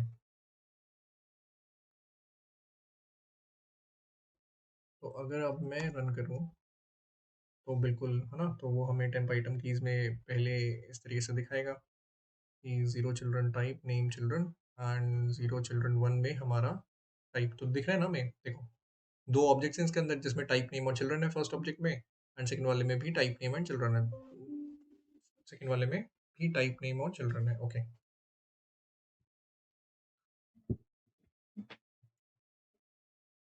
नाउ अब अगर हम ज़रा समझें यहाँ पे कि हो क्या रहा है,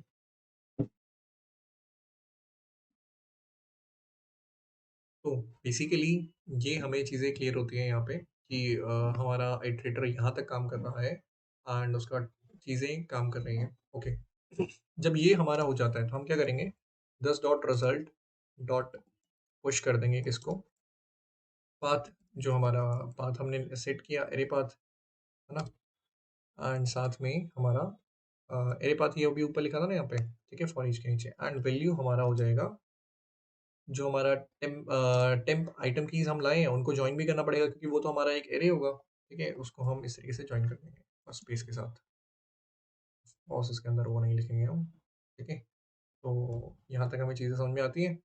नाउ ये केस तो हमारा हैंडल हो गया, ठीक है। हो क्या सकता है अब कि ये जो हमारी आइटम कीज आई हैं ये भी तो एक ऑब्जेक्ट हो सकती है, जैसे इस वाले में थी कि ये आइटम की हमारी एक ऑब्जेक्ट है, ये आइटम की एक हमारी ऑब्जेक्ट है, तो मैं उसके अंदर भी घुसना चाहता हूँ, तो मैं क्या करूँगा, इसी में आइटम कीज़ जो हमने बनाई है उसमें फॉर ईच लगा देंगे, ठीक है। फॉर ईच लगा के हम कहेंगे आइटम की, ठीक है, और हम कहेंगे कि उसमें से वैल्यू निकाल लो उनकी, कॉन्स्ट आइटम की, आइटम वैल्यू कर देते हैं इसको, है ना, जो कि हमारा होगा आइटम ऑफ आइटम की, सिंपल। मेरे को उसको कैपिटल रखना चाहिए था कैमल की सिंग फॉलो करते हुए। ओके, नाउ ये हमारा यहाँ तक हमें समझ में आता है। अब ज़रा मैं एक बार लॉक करके आपको थोड़ा सा बड़ा सा दिखा देता हूँ कि आइटम वैल्यू हमारी क्या है, आइटम वैल्यू, ठीक है, एंड स्पेस देके मैं उसका टाइप ऑफ भी दिखा देता हूँ आपको क्योंकि आपको यहाँ से क्लैरिटी मिलेगी कि मैं आगे क्या स्टेप लेने जा रहा हूँ, ठीक है। एंड साथ में मैं ये भी प्रिंट कर देता हूँ कि नॉट ऑफ एरे की, क्या वो एरे है, एरे डॉट इज एरे, है ना, और यहाँ पे मैं डाल देता हूँ आइटम वैल्यू, क्योंकि कई बार हो सकता है कि वो वैल्यू भी एरे हो सकती है, जैसे मैंने ये वाली जेसन जानबूझ के लिए देखो ना, ये चिल्ड्रन की जो वैल्यू है ये पूरी एक एरे है, ठीक है। सारे केसेस मैंने हैंडल किए हैं लेकिन एक दो केसेस मैंने छोड़े हैं तो वो आपको देखने पड़ेंगे, ठीक है, मैंने जान पहले ही स्टार्टिंग से बोला आपको। हाँ, तो ये देखो, आइटम वैल्यू वो हमें कह रहा है ये है, एंड टाइप ऑफ वो एरे फॉल्स है, मतलब वो है एक एरे। यहाँ ट्रू आ रहा है और ओके ये आ गया। ठीक है, तो ये बेसिकली लॉग देख के आपको समझ में आ रहा है कि जहाँ वैल्यू है वो तो वैल्यू उठा रहा है, जो एरे नहीं है, लेकिन जो एरे है वो इस तरीके से, और उसमें वैल्यू में ये वाला चीज़ हमें फॉल्स मिल रही है। ओके, नाउ यहाँ तक हम चीज़ों को समझ पा रहे हैं थोड़ा बहुत। ठीक है, नाउ आगे देखते हैं। अब आगे हमें क्या करना है, हमें उसका पाथ भी आइटम पाथ डिसाइड करना है। तो आइटम पाथ हम कैसे करेंगे, हम कहेंगे एडजस्ट पाथ को कॉल कर दो। एडजस्ट पाथ में क्या जाएगा, जो हमारा पूरा पाथ होता है सबसे पहले, क्योंकि वो पाथ लेगा ना, तो हम कहेंगे उसे पहले एरे पाथ पास करो, एरे पाथ, और साथ में एरे पाथ के बाद हम उसमें पास कर देंगे आइटम की। दिस इज द आइटम की, सिंपल। एंड आइटम की हमें यहाँ पे भी पास करनी पड़ेगी, क्योंकि ये हमारी की होती है। एंड हमें पेरेंट पाथ पास करना पड़ेगा, तो पेरेंट पाथ में तो वो एरे पाथ लेगा ना, क्योंकि वो एरे के अंदर ही है हमारा। ठीक है, और यहाँ तक हमें चीज़ें समझ में अगर आ गई हैं, तो सिंपल हमें क्या करना है, जो हमारा आइटम पाथ था, ठीक है, उसमें से रिप्लेस करना है हमें किसे, आइटम पाथ डॉट रिप्लेस कर देंगे हम, जो हम यहाँ पे करते आए हैं। नो, ये हमने किया। देन हम कहेंगे कि आइटम पाथ है उसके स्टार्टिंग में लगेगा, तो हम यहाँ पे उसके स्टार्टिंग में अंडरस्कोर लगा देंगे। That will be something like this, item path. Okay, ये चीज़ हुई। अब यहाँ पे भी हम चेक कर लेंगे कि जो टाइप ऑफ आइटम पाथ है हमारा, आइटम वैल्यू है, आई एम सॉरी, कि क्या वो ऑब्जेक्ट है ना। सारी चीज़ें हमें चेक करनी है, बहुत सारे केसेस बनते हैं, इसीलिए मैंने एक अच्छा प्रोजेक्ट उठाने की कोशिश करी आप लोगों के सामने। एंड अगर उसकी item value not equal to null है, एंड साथ में वो एरे अभी नहीं है, ठीक है, अगले केस में हम ले लेंगे कि वो एरे है, एरे डॉट इज एरे, और इस एरे में हम क्या डालेंगे, आइटम वैल्यू। ठीक है, अगर वो ऐसा नहीं है, ऐसा है मतलब, तो हम क्या करेंगे, दस डॉट प्रोसेस नोड, हम प्रोसेस नोड कॉल कर देंगे, जिसमें आइटम वैल्यू पास होगा, एंड साथ में आइटम पाथ पास होगा, एंड साथ में फॉल्स की वो रूट नहीं है ये पास हो जाएगा। ठीक है, और एक एलसिफ केस हम लिखते हैं। एलसिफ केस किसके लिए, एलसिफ केस में हम क्या लिखेंगे कि सेम चीज़ रहेगी, टाइप ऑफ और ये एंड फलाना ढिमकाना, एंड बस यहाँ पे हम कह देंगे कि वो एरे है। ठीक है, तो अगर वो एरे होता है एलसिफ केस में, तो हम क्या पास करेंगे, दिस डॉट प्रोसेस नोड, ठीक है, and item value, item path, comma false. ठीक है, दोनों ही केसेस में वैसे देखा जाए तो हमें डायरेक्ट कॉल कर देना चाहिए, क्योंकि यहाँ पे फर्क तो उतना पड़ेगा नहीं। मैंने अलग अलग केसेस बना दिए ताकि आपको चीज़ें समझ में आए कि एक के अंदर एरे है, एक के अंदर नहीं है। ठीक है, आप चाहें तो इन दोनों लाइनों को कंबाइन कर सकते हैं, मुझे कोई उसमें परेशानी नहीं है। ठीक है, और एक डिफ़ॉल्ट केस रखते हैं कि कुछ नहीं है, तो सिंपल उसकी वैल्यू को पुश करो कि भाई वो प्रिमिटिव है।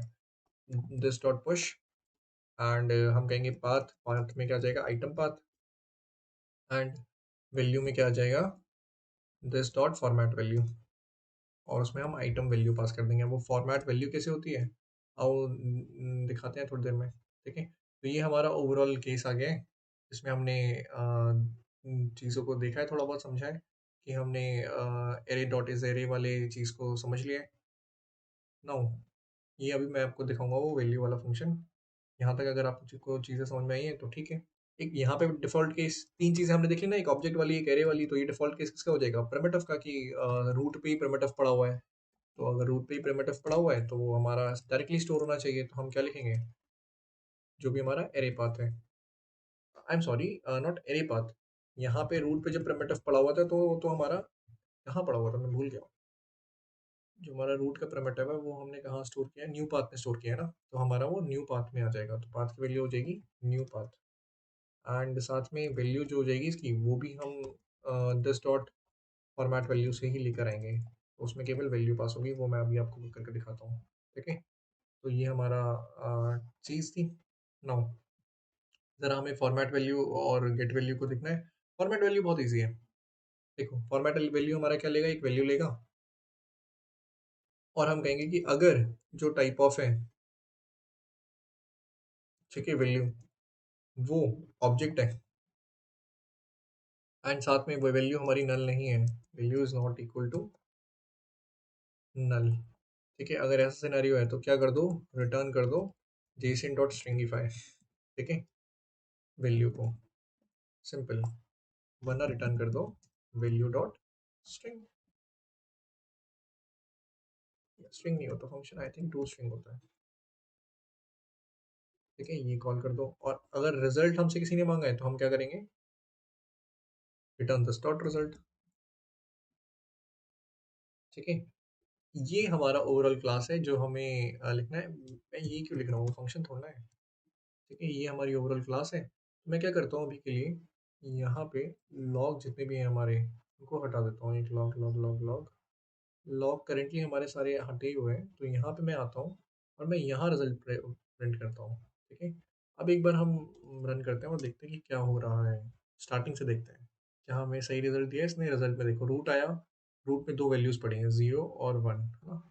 कॉन्फिग साथ साथ में खोल के देखते हैं, तो देखो बिल्कुल दो ऑब्जेक्ट्स पड़े हुए हैं, बिल्कुल सही सही बात है। देन वो कह रहा है जीरो के अंदर तीन चीज़ें हैं, एक टाइप है, एक नेम है, एक चिल्ड्रन है। हमने कहा ठीक है, बिल्कुल सही है। फिर वो कह रहा है जो टाइप है वो लेफ्ट में देखो, अंडरस्कोर भी देखना, बिल्कुल सही आया है। जो लेफ्ट में है उसमें फोल्डर है, प्रिमिटिव है तो डायरेक्टली वैल्यू लिखे उसने फोल्डर। फिर कह रहा है जो नेम है उसमें दीपक डैश है, तो दीपक डैश है। फिर वो कह रहा है कि जो अंडरस्कोर जीरो चिल्ड्रन है उसमें इंडेक्स दो, 0 और 1, दो इंडेक्सेस हैं, तो क्या चिल्ड्रन के अंदर दो ऑब्जेक्ट्स हैं। बिल्कुल सही कह रहा है वो, है ना। फिर वो कह रहा है कि जीरो के चिल्ड्रन के जीरो में, मतलब जो फर्स्ट ऑब्जेक्ट है या जो फर्स्ट इंडेक्स है चिल्ड्रन एरे का, उसमें तीन चीजें हैं, टाइप है, नेम है एंड चिल्ड्रन है। तो क्या देखते हैं, टाइप है, नेम है एंड चिल्ड्रन है, बिल्कुल सही है ना।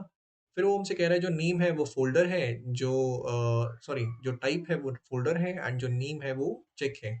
फिर वो हमसे कह रहा है कि जो चिल्ड्रन जीरो में एक और चिल्ड्रन जीरो है, ठीक है, जो कंटेन कर रहा है, क्योंकि उसमें एलिमेंट्स नहीं है तो उसने डायरेक्टली यहाँ पे जीरो लिख दिया, उसे शो नहीं किया। तो जीरो चिल्ड्रन जीरो में जो एक टाइप है, एक अगेन नेम है और एक चिल्ड्रन है, तो उसने दे दिया। उसने टाइप को फाइल दिखा दिया, यहाँ पे नेम को हमें चेक, उसका कंटेंट चेक डॉट टी दिखा दिया, और चिल्ड्रन में उसने दिखाया कि एक ही इंडेक्स है, तो इंडेक्स जीरो दिखाया। ठीक है, यहाँ तक हमें समझ में आती है चीज़ें। नाउ ओके ओके ओके, तो ओके, यहाँ तक हमें चीज़ें समझ में आ रही हैं।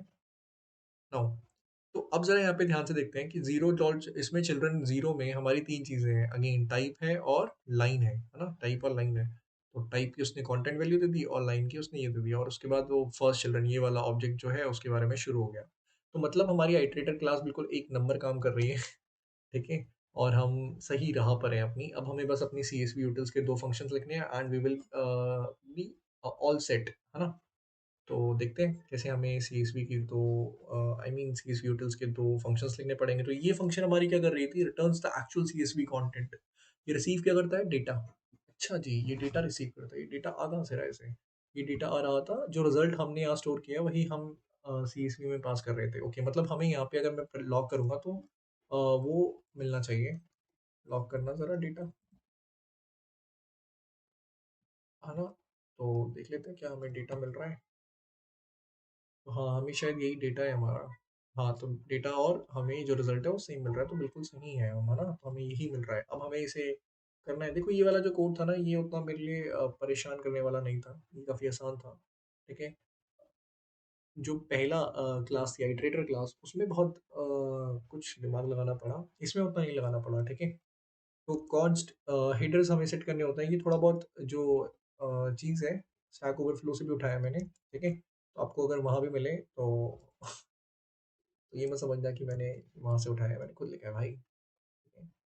Now data dot map and item, और हम कहेंगे कि आइटम डॉट पाथ। ठीक है, तो ये हमारा सिंपल हेडर सेट हो गया, उसका किसका, अपनी CSV का। और उसमें हम कॉलम्स हमें यहाँ पे सेट करने हैं, कॉलम्स। तो कॉलम्स अभी के लिए एम्प्टी हैं स्टार्टिंग में। अब हम क्या करेंगे, इनिशियलाइज करेंगे कॉलम्स को, ठीक है, with object headers. Column objects को विथ हेडर्स से इनिशियलाइज करेंगे। तो फॉर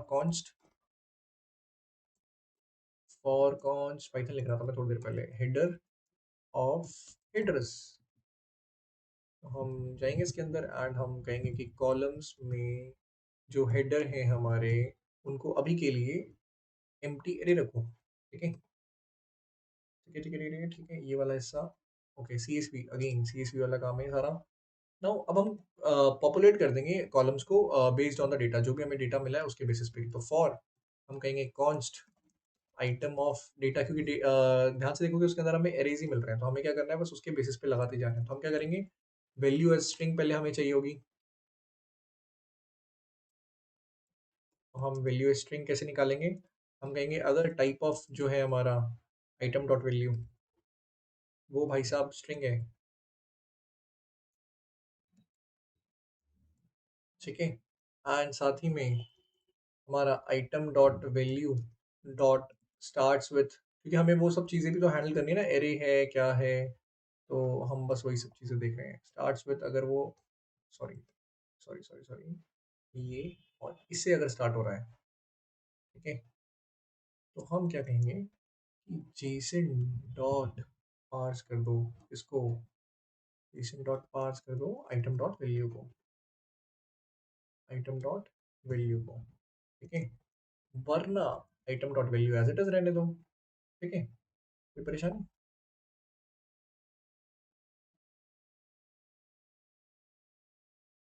क्या परेशानी है, यहाँ तक समझना जरा।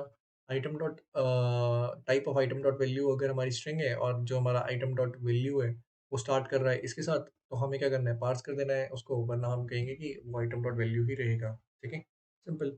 नाउ अब हम क्या कहेंगे, हम कहेंगे कि अगर हमारा जो एरे एक एरे है, मतलब वो एक एरे आ रहा है, एरे डॉट इस एरे वैल्यू स्ट्रिंग आ रही है, ठीक है, हम क्या कहेंगे, हम कहेंगे कोई बात नहीं, और const element of value string, उठा लो जो भी हमें थी वो वैल्यू स्ट्रिंग, ठीक है, उसमें से क्या कर दो, कॉलम्स सेट करने में, तो हम कहेंगे item dot path dot push कर दो,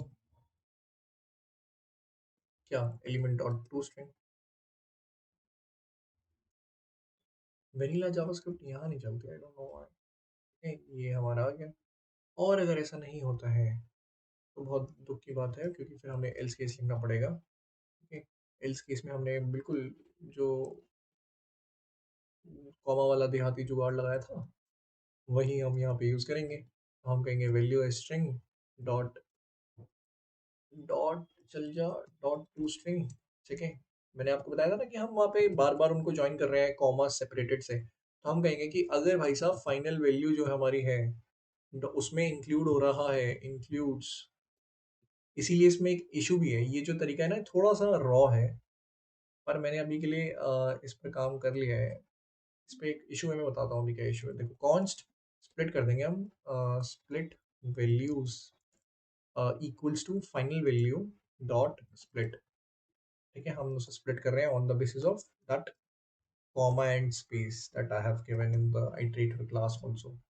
तो for हम कहेंगे for const split value, values नहीं, split value of split value, अब उसके अंदर घुस रहे हैं ना, तो split values simple, column, I am sorry, columns item path, item dot path, उसमें पुश कर देंगे हम इसको, स्प्लिट वैल्यू को, ठीक है, यहाँ तक समझ में आया, एंड एंड एंड, ठीक है, होम पे हमने कुछ गलत दबा दिया, नाउ यहाँ तक हमें चीज़ें समझ में आती हैं। नाउ अगर हमारा वो इंक्लूड नहीं करता है तो हम एज इट इज भी पुश कर सकते हैं, तो हम कहेंगे कॉलम्स के आइटम पाथ में, क्योंकि फिर तो वो नहीं है ना एरे एलिमेंट्स, हम सिंपली डायरेक्टली पुश कर देंगे इसको, फाइनल वैल्यू को, फाइनल वैल्यू को डिफाइन करी थी ना, जो कि हमने स्ट्रिंग से निकाली होगी, हाँ ये रही वैल्यू स्ट्रिंग से निकाली थी, तो ये हमारी फाइनल वैल्यू है, सिंपल। नाउ अब तो बहुत आसान है, अब हमें क्या करना है, यहाँ तक चीज़ें समझ में आने के बाद, ये हमारा फॉर लूप हम चल रहा है एंड साथ ही में हमने इफ एल्स की कंडीशन अपनी लिख ली है, तो हम फॉर लूप से बाहर आएंगे, ठीक है, अपने, ओके, और हम अपने फॉर कॉन्स्टेंट आइटम्स वाले फॉर लूप से भी बाहर आते हैं, एंड हम यहाँ पे क्या करते हैं, हम कहेंगे एक सी एस वी हमें बनानी है जो कि हमारी हेडर्स डॉट ज्वाइन करेगी इसको, कॉमा से, एंड साथ में हम क्या करेंगे, प्लस कर लेंगे स्लैश एन लगा के, dash and, I am sorry, हाँ, देन उसके बाद हम क्या कहेंगे कि कॉन्स्ट मैक्स रोज जो हमारी हैं वो हमारी होगी मैथ डॉट मैक्स। हम कहेंगे कि डॉट डॉट डॉट, ठीक है, object, oh sorry sorry sorry sorry please ये पढ़ लेना थोड़ा सा, ठीक है, ऑब्जेक्ट डॉट वैल्यूज, इसे मिस मत करना, इस लाइन को कॉलम्स डॉट मैप। जीपीटी को भेजना और बोलना कि what does this will line does, क्योंकि डज ये जो तीन तीन डॉट है, अगर किसी को नहीं पता है मैं उनके लिए बात कर रहा हूँ, कॉल डॉट लेंथ, ठीक है, LENGTH, अरे यार मैं स्पेलिंग कैसे भूल गया, LENG, सही तो बोल रहा हूँ, GTH, ठीक है। तो ये हो गया एंड बस अब क्या करना है हमें, CSV की रोज भर देनी है यहाँ पे, तो हम क्या कर देंगे, fill the CSV rows body, ठीक है। तो फॉर लेट रो इंडेक्स, आप चाहे तो वो भी यूज कर सकते हैं, दूसरे मॉडर्न मॉडर्न वाला फॉर लूप मैं ये कर रहा हूँ, row index is less than max rows, ठीक है, रो इंडेक्स प्लस प्लस, ठीक है। तो हम कहेंगे const row equals to address dot map, यहाँ पे हम हेडर भेजेंगे एंड साथ में हम कहेंगे कि भाई साहब कॉलम के हेडर में इस इंडेक्स पर जाना, इस रो हेडर में इस रो इंडेक्स पर जाना, ठीक है, अगर नहीं है तो कोई बात नहीं, ठीक है, और हम यहाँ पे ज्वाइन कर देंगे सिंपल एक कॉमा के साथ, क्योंकि हमें रो सेपरेटेड CSV बनानी है ना। तो ये हमारा हो गया, और फिर हम कहेंगे plus equals to and row plus, again हमें यहाँ पे इस तरीके से देना पड़ेगा इन, तो ये हमारा आ गया। ये सब होने के बाद हमें यहाँ से सिंपली रिटर्न करानी है अपनी CSV को। अब CSV रिटर्न होके सेव CSS में CSV में आएगी, तो हम कहेंगे FS का यूज़ हमें करना है, तो हम कहेंगे राइट फाइल सिंक यूज़ कर सकते हैं, हम कहेंगे आउटपुट पाथ और उसमें CSV स्ट्रिंग लेना है, क्योंकि वो हमारी क्या लेती है, डेटा लेता है, डेटा में हम क्या देखो ना, यहाँ पे देखो फाइल का पाथ लेगा और साथ में डेटा लेगा, तो फाइल का पाथ दे दिया हमने और यहाँ पे CSV स्ट्रिंग जो हमें पैरामीटर में पास हो रही है वो हमने पास कर दिया है। लॉक कर देना कि भैया खुश रहो, फाइल बन गई है, फाइल हैज बीन क्रिएटेड, ठीक है।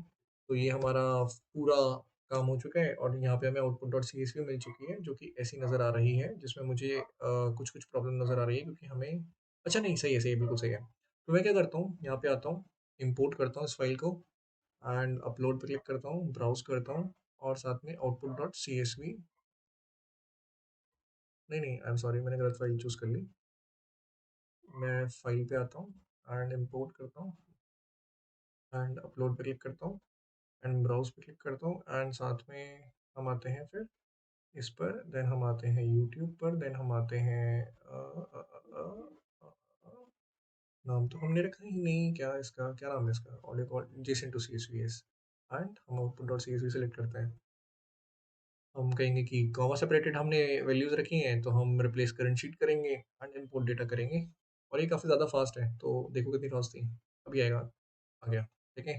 तो उसने हमें ये सब कुछ डेटा हमें ला के दे दिया है, आप चाहें तो वेरीफाई कर सकते हैं कि कुछ खराब तो होगा नहीं मेरे हिसाब से, ठीक है। देखो मैंने कह रहा था ना कि एक इश्यू है इसके अंदर, जो हम कॉमा सेपरेटेड वैल्यू रख रहे हैं कॉन्फ़िग में, अगर मैं ध्यान से देखूँ तो यहाँ पे मैंने कॉमा लगाया है इस ऑब्जेक्ट में, नहीं ये वो ऑब्जेक्ट, वो ऑब्जेक्ट अच्छा ये रहा ऑब्जेक्ट, इस ऑब्जेक्ट में मैंने यहाँ पे कॉमा लगाया ना, high this file is created using the updated example dot JS, यहाँ पे वो उसने क्या किया, दो रोज बना दिया उसको, उस कॉमा को।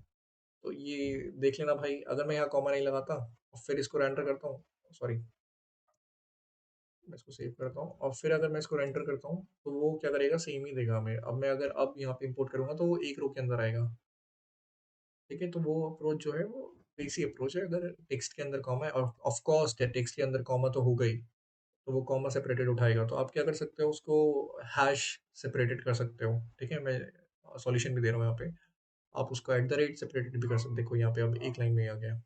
तो ये पूरा हमने कन्वर्टर बना दिया है, ठीक है। अभी मैंने एक ही जेसन के साथ करके दिखाया, 10-10 जेसन के साथ भी करके दिखाया था, कोई परेशानी नहीं है, सबके साथ चलेगा ये, ठीक है। इस वाली जेसन के साथ करते हैं, ये हुआ, फाइल पे गए, इंपोर्ट किया हमने, इसको भी ऑटोमेट कर सकते हो वैसे, एक एप्सक्रिप्ट का सर्वर बना के और बार बार उसको पुश कर सकते, पोस्ट एक ऐप मैं बताता हूँ कैसे करोगे, देखो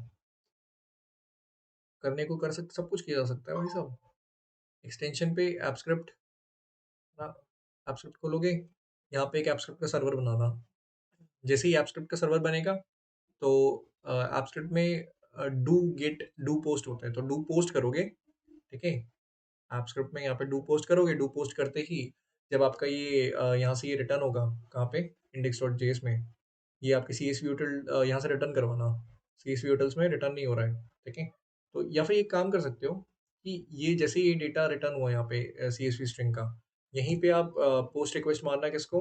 एप्पस्क्रिप्ट के सर्वर को यहाँ पे, और यहाँ पे उसको पॉपुलेट करा देना शीट पे। तो इस तरीके से ये सारा ऑटोमेटेड भी हो सकता है। तो ये आपकी वो वाली जेसन, ये वाली जेसन यहाँ पे आ चुकी है, ठीक है? तो एक तीसरी जेसन भी है, ये रही, ठीक है? ये वाली जेसन भी कर दूँ, ये आसान लगती है मुझे, इसलिए मैंने दिखाई नहीं। चलो ठीक है, तीसरी जेसन भी दिखा देते हैं। नाउ नाउ ये वाली जेसन कुछ ऐसी दिखती है, देख लो, ठीक है?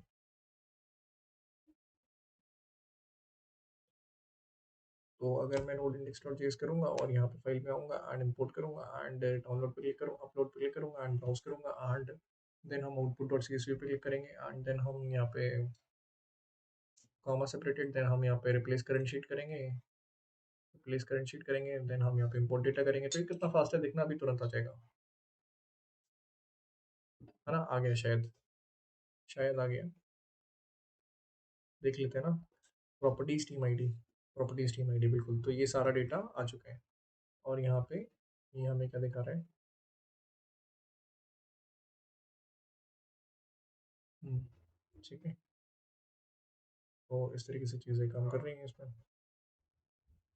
तो ये ओवरऑल हमारा प्रोजेक्ट था, जिसे आई होप समझ में आया होगा। बाकी अगर कुछ भी डाउट रहेगा तो प्लीज़ लेट मी नो। फिर मिलेंगे किसी और नए प्रोजेक्ट में। Bye bye, take care.